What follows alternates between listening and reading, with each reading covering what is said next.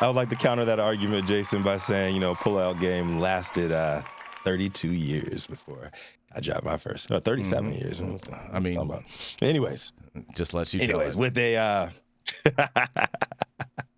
so cannabis use is cannabis is still the world's most used substance, and according to the United Nations report that was released today, as the United Nations just released their 2023 substance abuse report, and it said with an estimated 219 million cannabis users worldwide, we have extended our reign as the world's most used substance, while opioids continues to be the most causation of harm. Can we get a round of applause for weed around the world? Can we get that, please, Adam?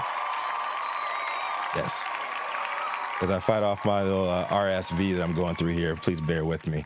But the report's executive summary stated that the drug use continues to be high worldwide. In 2021, the 1 in every 17 people aged 15 to 64 in the world had used a drug in the past 12 months. Estimated number of users grew from 240 million in 2011 to 296 million in 2021. And that's 5.8% of the global population aged 15 to 64. There's a 23% increase, partly due to population growth. According to the report, cannabis continues to be the most used drug with estimated 219 million users, 4.3% of the global adult population.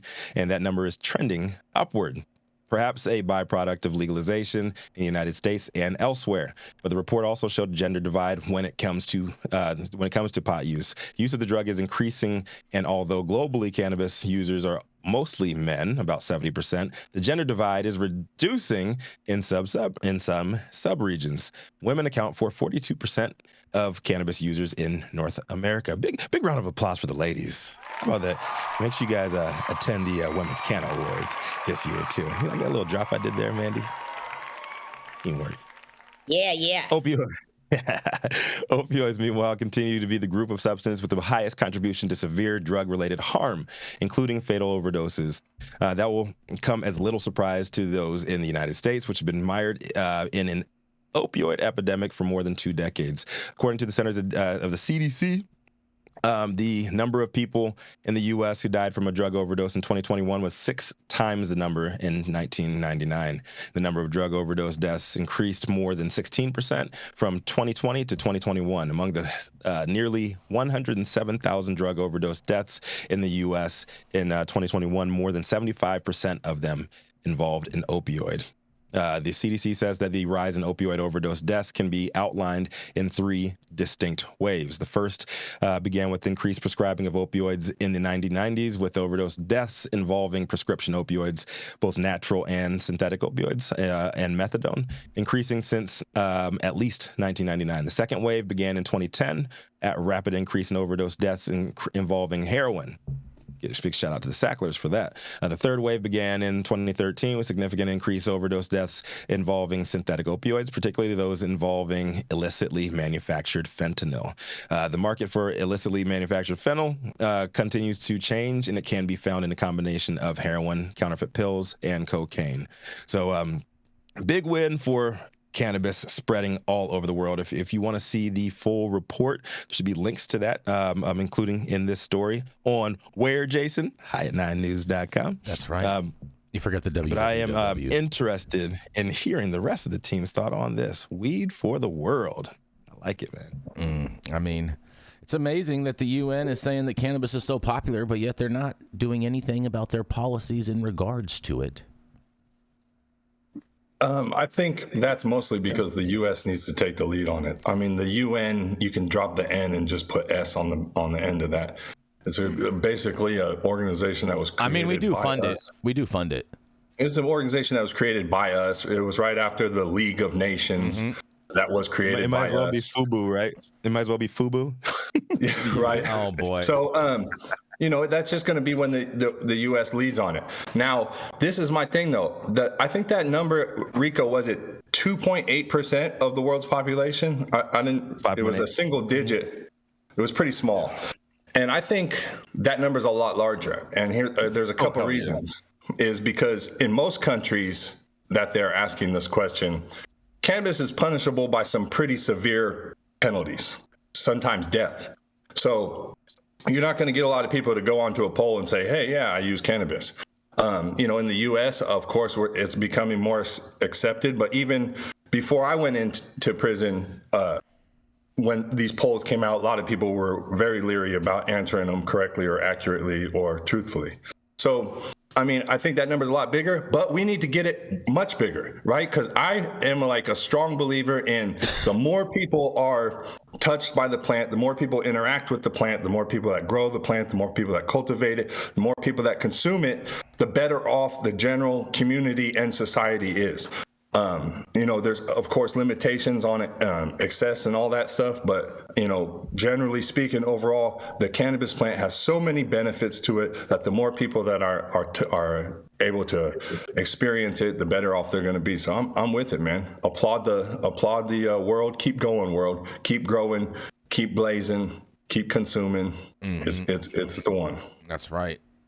Yes. Yeah. I think I agree with what Luke said, especially what he said about, we saw the same thing in the U.S. prior to states starting to legalize adult use, where everything is self-reported, right? So when you live in a place where prohibition still exists, your self-reporting is naturally going to be a lot lower. But I'd be interested to see how that number is impacted when places with really big populations, like for example India, where they're just starting to dip their toes into a regulated medical program. They have 1.5 billion people. So if they hit 10% of their population becoming regular cannabis users, think about the impact that has on the percentage of people around the world. Did you throw China in here? I said India, not China. Oh, India. Okay. All right. That makes more sense. That makes more sense. I don't know enough about China's marijuana laws to talk about. I know a little bit more about it. Let me tell you something. China's marijuana laws, you go to jail. That's China's marijuana laws. Yeah.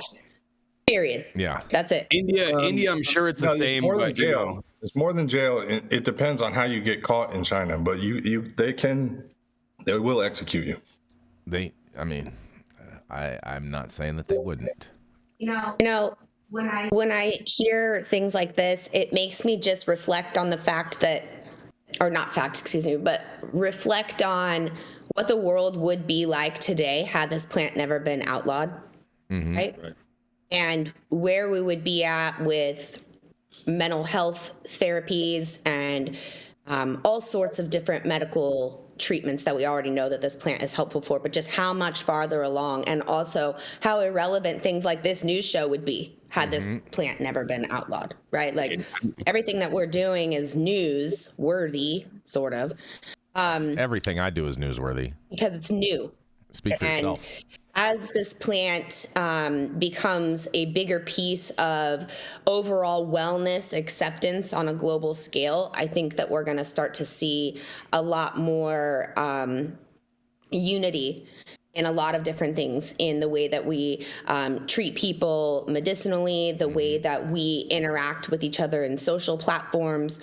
I just really think that this plant is a major uniter and has the potential not to solve the world's problems, but definitely to help people see things through a different lens. I think it can help a lot of problems overall. I don't think it's going to cure. I don't think it's going to create world peace, but it definitely can create a lot of ends to a lot of economic strife that's happening across the world. That's for sure.